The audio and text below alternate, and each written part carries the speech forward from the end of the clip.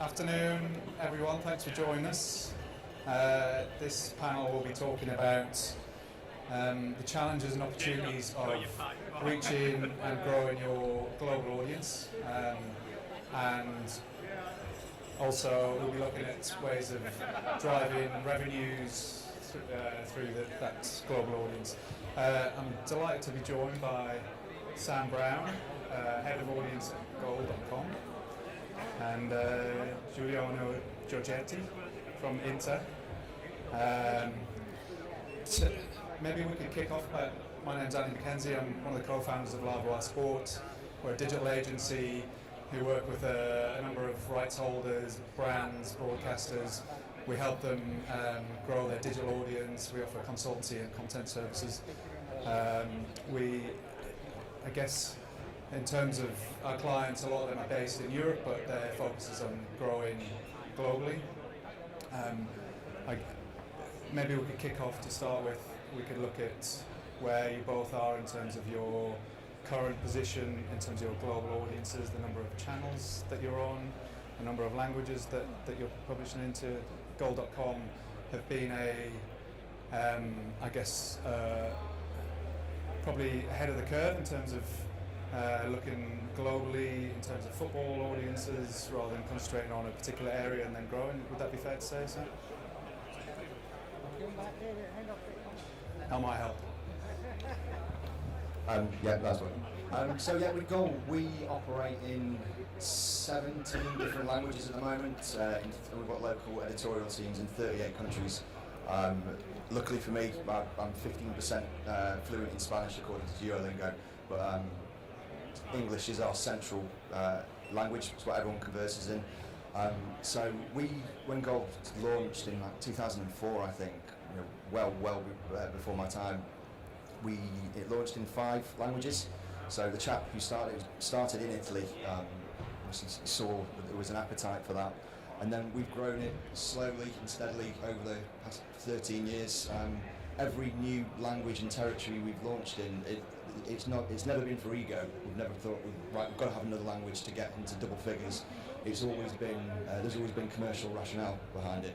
So whether it was launching the 5 editions we've got in Africa, we have a massive fan base there already. So we just thought, well, we can serve these guys even better with more localised content and stuff that they will find interesting, as well as the wider remit of what Goal covered. That's also buoyed by what we do on social. So globally, we have about 58 million fans on Facebook alone. Again, from all over the world. So there's always a way. Basically, I can think of probably 3 languages where it will be interesting. We don't do Russian at the moment. We don't do Hebrew, and the Nordics as well. We don't touch at the moment. But apart from that, we are generally covered for every language across the globe. So at the moment, I think we can pretty much lay hand on saying we are truly global with what we do. And for you, Giuliano, you joined Inter from AC. Are we allowed to talk about that? Fairly recently, and one of the things that you talked about prior to coming on the panel was about the challenges of being able to grow that Inter brand globally. I mean, from a club perspective, working on the internationalization process is quite different from an editorial perspective, because first of all, you have to play international competition. This giving to you a great exposure in terms of international exposure. Is a matter of rights management, because TV is bringing you to different countries. It's a matter also of friendly games and tour. So having the opportunity to travel with the team is really a strategic asset for us to become more international. It's a matter of academies. It's a matter of social responsibility around the world. And for sure it's a matter of content production and distribution. Having great content syndication help us a lot, but we are struggling as a club, every club is struggling internally in discussing if it's better to deliver contents for free or we have to monetize this big asset for us. Anyway, Inter is a big brand. Internazionale means international. The claim is Brothers of the World, so it's one of the value of the club, trying to be more international. But there is a really key point, in my opinion. We should move in a different direction from storytelling to a story doing, which means not only as Italian club but as a system. We need to really think and act as an international brand, having a different organization, more people thinking about specific market. Otherwise, it's going to be only marketing in terms of something that we can say, but we cannot act. And in terms of the number of channels and languages that you're currently offering? Yes, we cover all the channels. I mean, we are trying to become a modern club, a modern entertainment company. So we have presence on Facebook, Twitter with 7 different accounts, 6 different versions of the website, Snapchat, YouTube. We have also an owner coming from China, which is another big aspect of our internationalization process. So we are ready. We use this hashtag Inter is coming, which is also an international attitude to explain in a different way the soccer, the football, more on an entertainment field instead of an infotainment field. And was part of that the Inter is coming, was linked in with Game of Thrones? Was that particularly to focus on a specific audience? Is it the US market? Was it global? Was it UK, European? Not really. We are trying to attract different people, not having fun. So we can start thinking in a different way. For sure, football is the most important part of our job. We would like to tell different histories about the performance on the pitch at different angles in terms of content production. But we would like also to step to another level in terms of content production, more on an entertainment market. Mm-hmm. That's our goal. So particularly you're looking at not just football fans, established football fans around the world and trying to get them interested into, you're trying to think even bigger than that, people that aren't even football fans yet, you want to attract them through non-football content. Yes, definitely. The international market is the green field for us. There we can compete more compared to what we did in the home market. So we need to attract different targets using creativity, using technologies, having a clear strategy, first of all, of content distribution. And Sam, in terms of goal, obviously you've established a big global audience. You have, is it 500 people working on the content side for you, globally? Obviously that hasn't happened overnight. What are the kind of challenges that Goal have faced kind of on that journey? What are the kind of the things that you've had to overcome?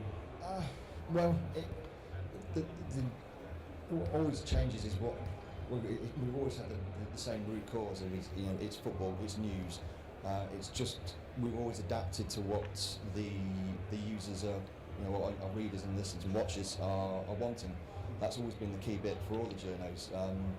So, I suppose in real terms, the idea of press conferences, they are not something we will ever really cover because they're boring and people are not interested in them anymore. So we've always tried to have just a mentality of, we don't do things just because that's the way we've done them in the past or that's the way that it's always been done. I suppose on press conferences we did live stream Neymar's press conference when he joined PSG, and that was I think about 4 or 5 million people watched that in the end, which kind of blew my mind. It was a press conference and 5 million people wanted to watch it, but it's Neymar, it's a big deal, so that was something where we knew that it was going to be of interest to our audience. So that's, it sounds very basic in its root cause, but that's what we got, how everything we do is guided.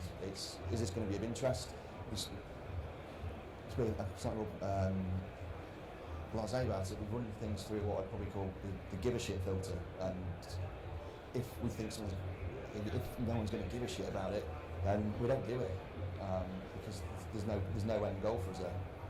And is part of what you do is understanding the difference between people in Japan, what they give a shit about, and people in Brazil, what they give a shit about?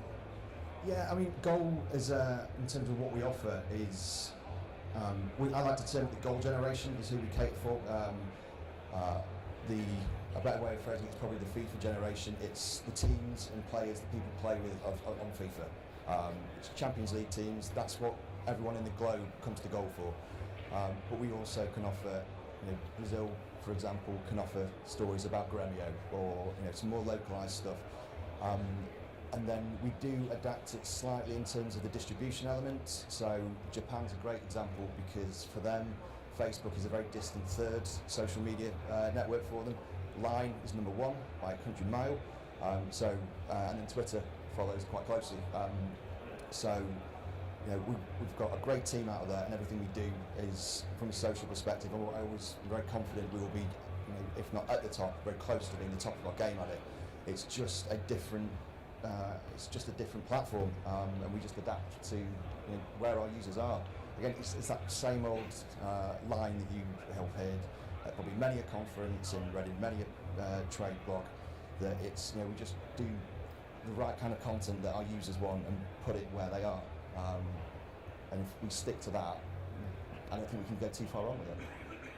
And so you've got kind of separate strategies. There's an overarching goal strategy, but then within each market there's slightly different ways of operating, slightly different content because the audience is slightly different. Yeah, but I'd say 85-90% of it is defined by our central editorial team, who are all based just up the road in Leeds. And a fan in Germany, a Barcelona fan in Germany, is going to be interested in Messi and Suarez. Those guys in Argentina will also be in it, but they might put a very slightly different localised slant on it. But the root story is always going to be the same. The feature will be the same. So we will have our central features for the day or the week will come through, and if the team in Spain or the team in Kenya think it's of merit to them, then they will take it. If they don't, then they don't. If Spain have got some great content that we think will work for the German market, the Japanese market, the Malaysian market, then we'll get them to run it. And that's sort of one of the goals USP, if you will, for me, is the fact that we've got these 500 journos all around the world. So they're telling great stories that I wouldn't have known about, whether it's something crazy that's happened in the Croatian second division, but we've got a guy in Croatia who feeds this through to the network, and if it's an interesting story, it's relevant in Brazil, it's relevant in Croatia, it's relevant anywhere. It's just got to be a good story. So when you've kind of set up in new markets, take Kenya for example, is the thought process as simple as there's football fans in Kenya, that there's an untapped market, we need to have a presence in that market rather than trying to cover it from Leeds, for example? Yeah, I mean, Kenya, we started in 2012, I think, and goal was already very big in Kenya. So just from a commercial point, we thought, well, we can serve these fans really well anyway, because they're coming for Messi, Ronaldo, Man United. But then we can also offer them, a small bit of localized content. If they want it, they can read it. If they don't, then we're not going to ram it down their throats and say we're just going to feed you localized Kenyan content now. It's just an extra little bit on top. And there's also the commercial rationale of is this a burgeoning market for us, and could the numbers stack up? And Giuliano, from your perspective, in terms of growing that presence around the globe, are you looking at putting people in those markets, working with partners in that market, having agencies in that market, or does a lot of what you do have to come kind of centrally from Milan? First of all, you need to win on the pitch. That's the most important thing. For sure, we need to think global and act local. 10 years ago, we used to have agency in a specific market and working with them. And after we moved to translation, and now I think it's time because it's the concept of the media house, the entertainment company, is to control the content and to increase the level of the quality of the content. And to do it, you need to have people inside the organization which can feel the passion, who can understand really what you're looking for. So we are becoming more editorial company. So in my opinion, we need to sign and hire people for specific market with that specific skills and sensibility. So this is something that you're going to be announcing quite soon, that Inter will be launching their own media house to produce a lot more content. It's a concept, where we are trying to develop our content and distributing our content and manage this relationship with our fan through the contents and through our platform, and increasing also all the data and the information, the CRM. It's not anymore a matter of communication or commercial, it's a matter of a new generation for the club. That's the goal. Is really a big challenge for us, but I think performing well on the pitch is something that we can reach, definitely. And you talked earlier about there being a kind of three-stage process, and the end goal is ultimately to create new revenue, to monetize. Yes, but because it's really easy to get lost in this journey. So, in my opinion, has to be clear that we need to create the awareness, we need to engage our fan, and we need to monetize. 3 different steps. And this has to be clear, otherwise you are struggling every day if contents are done for engaging, awareness, or to monetize. So this is the timeline for becoming a big brand. And are there any fears in terms of becoming a brand and having people talking about you as a brand in lots of different languages all around the world? How do you ensure that everything that goes out is on brand? I guess in terms of goal, you have freelancers, you have people all around the world. How do you ensure that the quality that you put out is good in every language, in every territory? For both of you.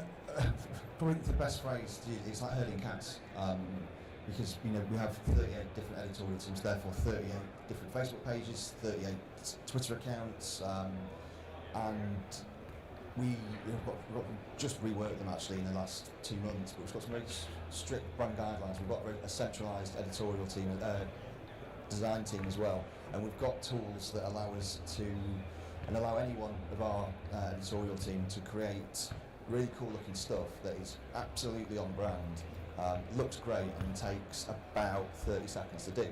So it's not a case of these guys will be using Photoshop to create their own imagery. We do that if it's anything that's bespoke.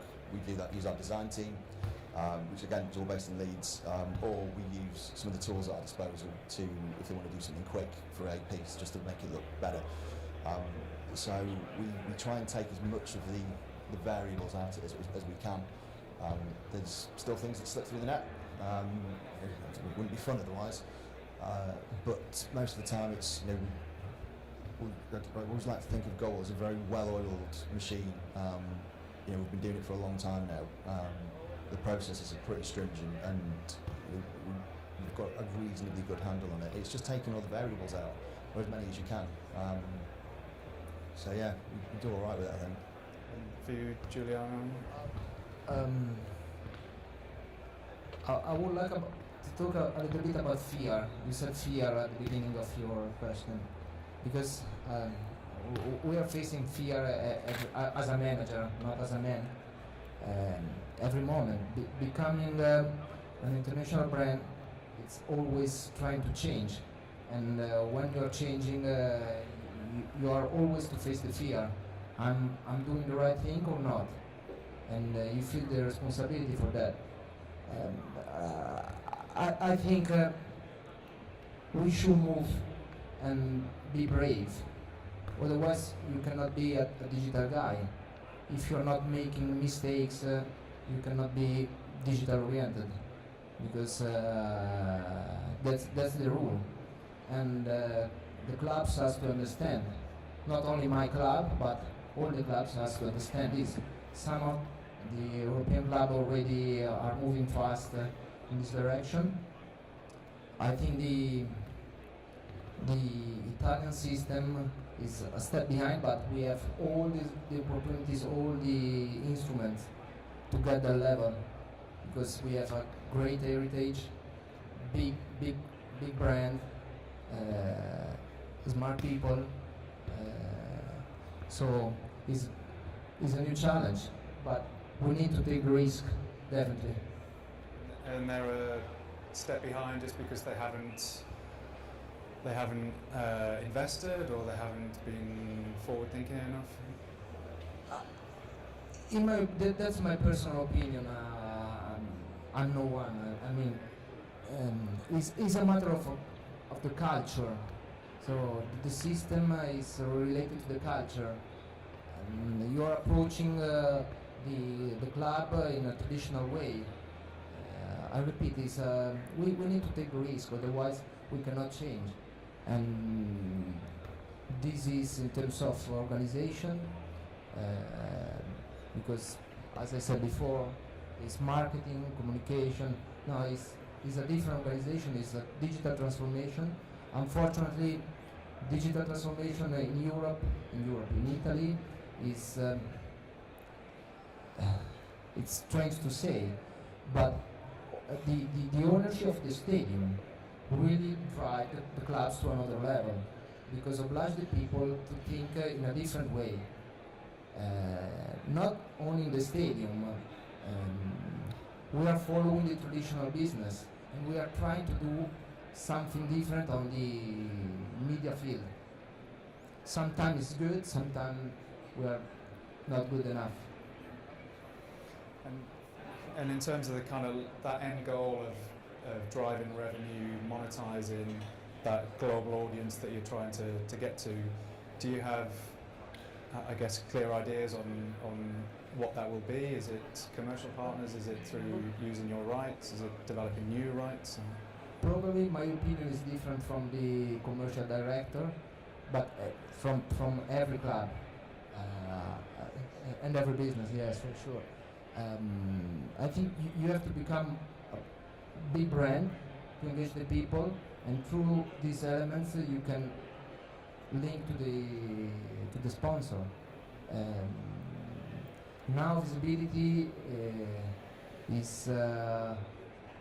has less value compared to engagement. Branded content, everybody's speaking about branded content. Everybody's speaking about data and opportunities, but only the club have the opportunity to speak with the right people and to have a different level of engagement, because we are speaking about passion. So that's our key factor. So we can win if this is clear in our mind. And I guess looking specifically at China, you mentioned the owners now are Chinese. Have you seen an uplift already in China in terms of new fans being interested in Inter because of the China link? That's a difficult question.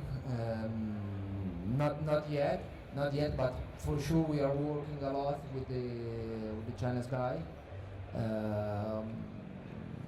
We need to find the right balance, because they are Chinese and they know the culture of the China.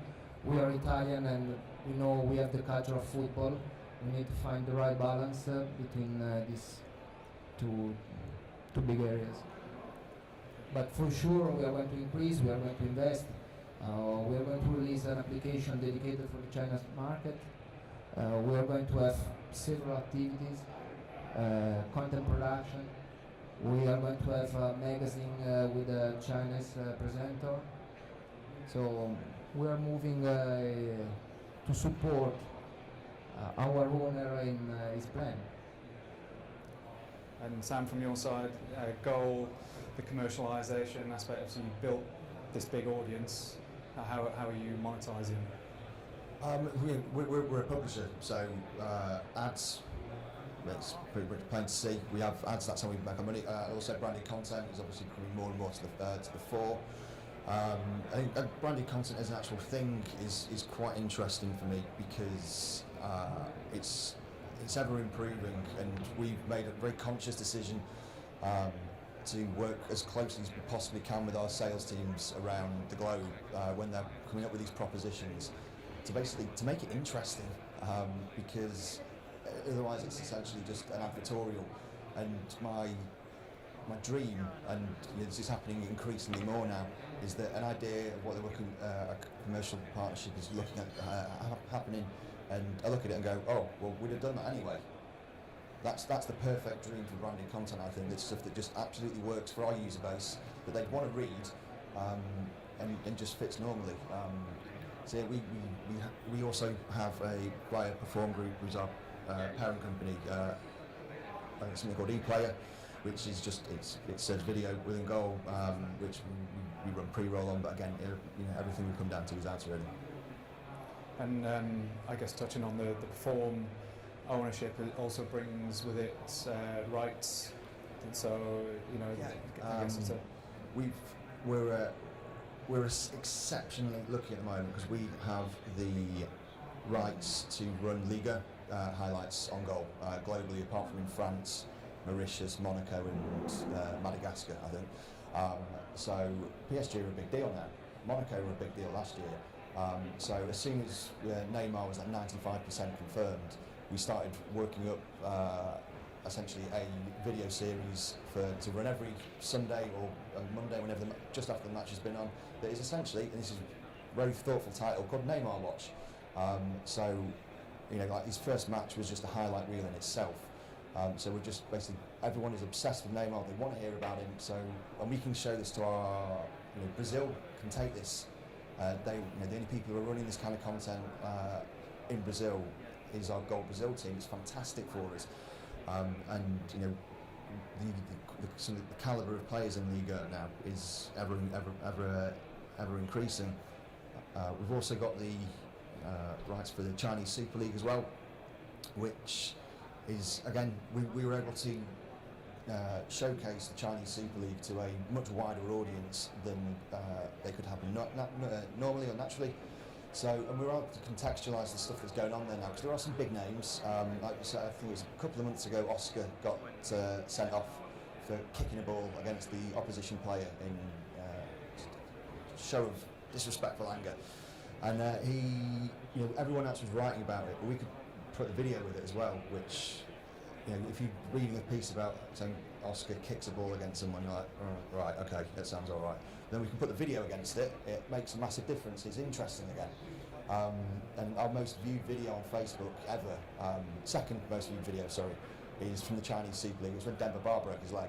I think 15, 20 million people have watched that now, which is quite troubling actually.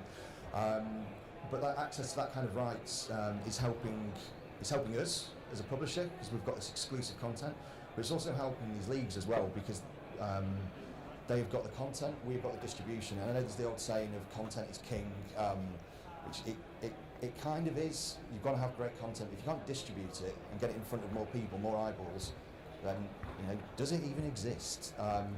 So that's what was working really well, I think, from Chinese Super League point of view, from Liga. We do similar partnerships from time to time with clubs like Bayern Munich, PSG, and we've got that network to just help get this stuff out there, and it's great content. So via Perform, it really, really helps our offering.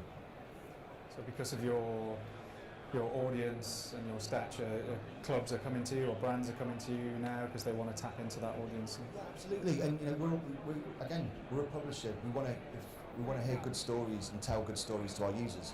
So if there's a way that we can work with particular clubs to tell a cool story with one of the players, and it was one of my slight bugbears that a lot of club communications from a social perspective, what they've done on that site is. Gianni's mentioned it before.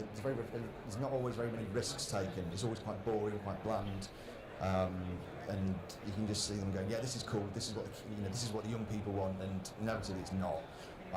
So if there's opportunities to do that, then because clubs have got that one thing that everyone wants, which is the players and the access, then we're always open to things like that, and we try and do things that serve both parties.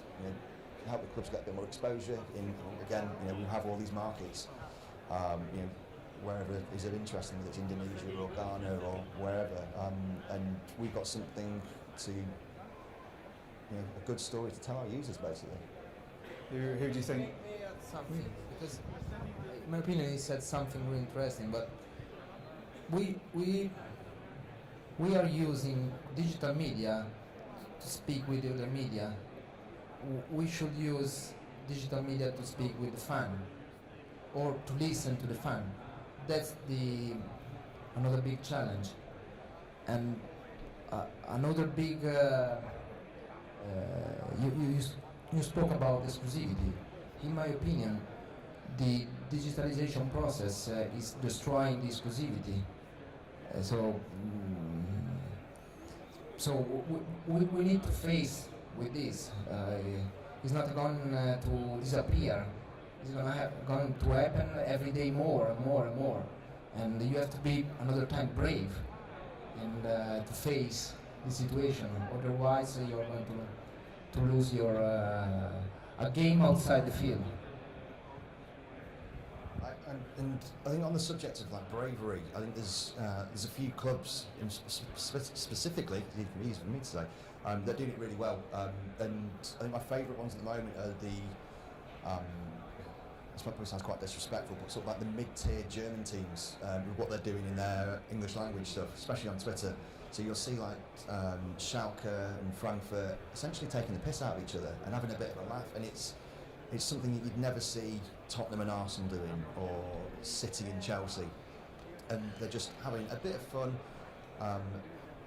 using memes, GIFs, everything like that, and it's interesting. And I think, I've spoken to people, my mates back home, that they're starting to take and see what these clubs are doing, and they're going, oh yeah, I think Eintracht Frankfurt probably my German team now, and that's purely because these guys I think have taken a bit of a risk and done something that's not your standard. They've not just done what they've always done. They've taken a bit of a risk, done something interesting. I think the same with Roma as well in Italy. You hear people now saying, I think Roma are my Italian team, when it always used to be the Milans or Juve.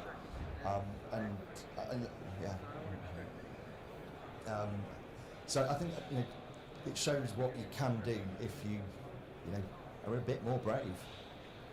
Giuliano, it's a matter of the languages that you use. because I don't know if they can be so smart using German languages in the home market. I mean, so they are going, and probably you have an advantage. You as a English club, they have an advantage speaking the English languages, but could be also a step behind, because I mean they cannot be so smart because they are using their own mother tongue. I mean, so it's also something that you need to understand. For us, we are Italian. Language is an extra effort. For the English people is or Spanish club, it's something different. And you mentioned before that previously the club has used translation services, so they've created content in Italian and then just had it translated into other languages, and that just doesn't work. Time is going to be longer and longer, so you need to compete on the quality, on the time, on the quantity. So the next level is produce this kind of content by yourself. And who are the clubs or organisations that you look at and think are doing the globalisation thing well? But in my opinion, Bayern Munich is doing well. Yeah, PSG is good. And all the, I mean, Ala Madrid is a fantastic. So they are already brand, and they already engage with the fan in a global scale, and they are trying to monetize. They are already monetizing. The Italian league is moving in this direction. Not fast as we did in the past, but we can recover. Helps that those teams are winning lots as well. Yes, having also new owner, it's a cycle. So I think that we said 7 years of pain and 7 years of gain. So we did 7 years of gain, 7 years of pain. Now we will start on the cycle. Nice. Yeah. Brilliant. Well, we've got a few more minutes. If there's any questions for either of our panel, then stick your hand up. We'll get you a microphone.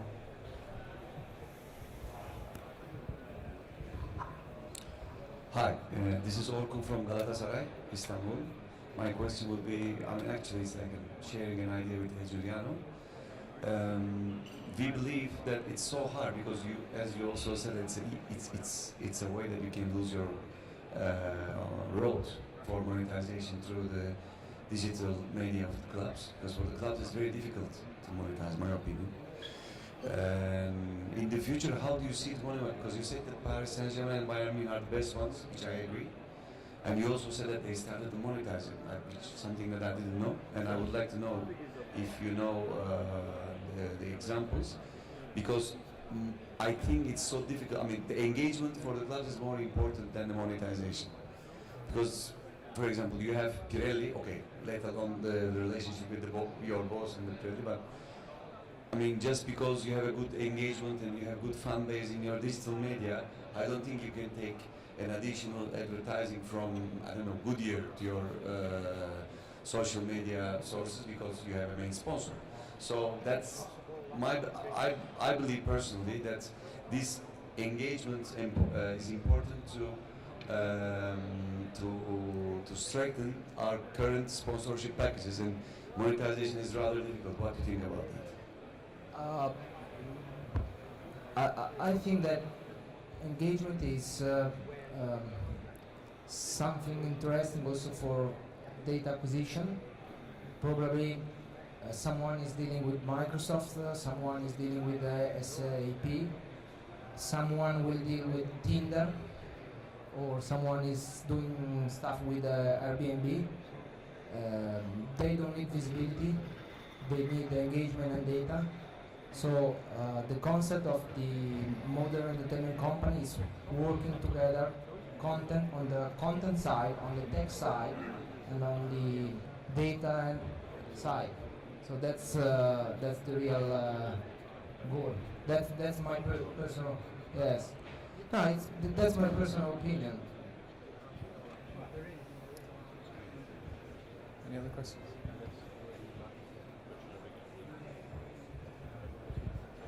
Yes, hi. This is Henry from the Football Business Academy for Giuliano. Having a Chinese owner, do you expect to open an office in China soon? Yes, we are working on it. We are working on it because we need to move in this direction. It's also a matter of the internationalization process, having local offices in your strategic market. And would that maybe put the other market away from your strategy?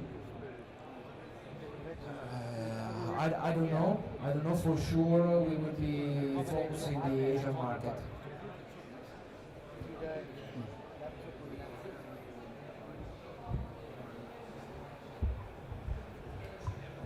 Any more questions?